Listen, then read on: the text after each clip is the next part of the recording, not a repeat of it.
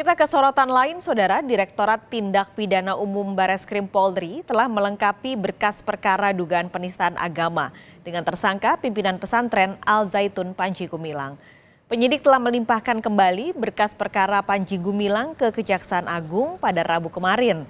Ini jadi pelimpahan kedua oleh Bareskrim setelah melengkapi berkas perkara secara formil dan material sesuai arahan jaksa peneliti. Atas kasus penistaan agama, Panji Gumilang ditahan di rutan Bareskrim sejak awal Agustus 2023. Polri telah memperpanjang masa penahanan Panji hingga 30 September 2023. Lebih jelas soal berkas perkara Panji Gumilang, kita tanyakan langsung pada jurnalis Kompas TV Gracia Adur. Gracia, berkas Panji sudah diserahkan ke Kejagung, ini apakah sudah P21?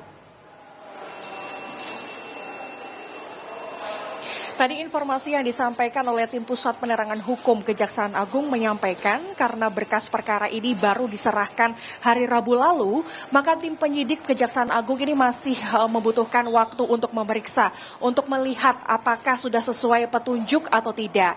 Nah, nanti kalau sudah sesuai dengan petunjuk, kemungkinan berkas ini lengkap, maka tim dari Pusat Penerangan Hukum akan memberikan informasi ini kepada tim media, Saudara.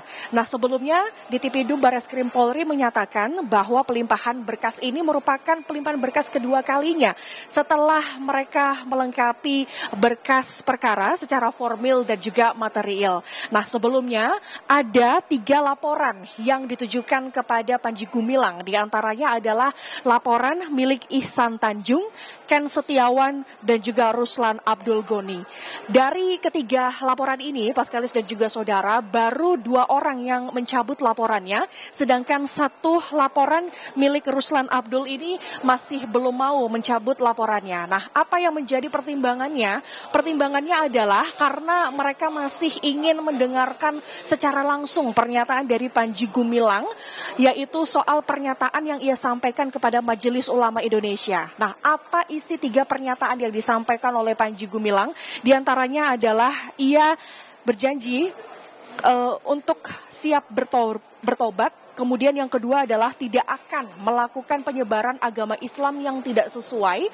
Kemudian yang ketiga adalah Ponpes Al Zaitun ini siap dibina oleh Kementerian Agama dan juga Majelis Ulama Indonesia. Nah, meski dari pihak Forum Ulama Tasikmalaya ini sudah mendengarkan pernyataan yang disampaikan Panji Gumilang kepada Majelis Ulama Indonesia, tapi mereka tetap meminta pernyataan langsung berupa surat yang sudah dimaterai.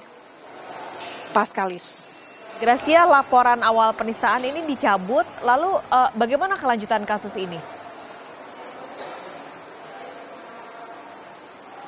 Kelanjutannya, meskipun laporan ini sudah dicabut, Paskalis dan juga Saudara, pihak dari tim penyidik Direktorat Tindak Pidana Umum ini tetap memproses kasus ini karena upaya restoratif justice ini masih belum sesuai dengan kasus ini. Nah, untuk lebih lengkapnya, mari kita dengar pernyataan dari Karopenmas Bareskrim Polri, Brigjen Ahmad Ramadan.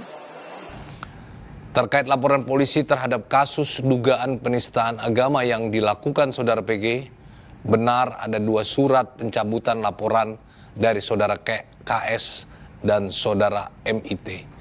Namun untuk dipahami bahwa kasus ini bukan delik aduan dan juga kasus ini bukan merupakan kategori kasus yang dapat diselesaikan secara restoratif justice.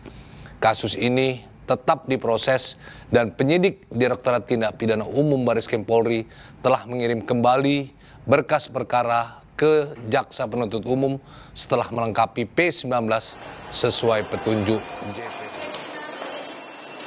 Nah, meskipun laporan ini sudah dicabut, namun tim penyidik dari Bareskrim Polri ini tetap memutuskan untuk melanjutkan perkara ini ke proses hukum, dan Panji Gumilang ini dijerat dengan beberapa pasal, diantaranya adalah pasal 14 ayat 1 Undang-Undang Nomor 1 Tahun 46 tentang Peraturan Hukum Pidana, Undang-Undang ITE, dan juga pasal soal penodaan agama. Paskalis. Gracia Adur, terima kasih melaporkan langsung dari Mabes Polri, Jakarta.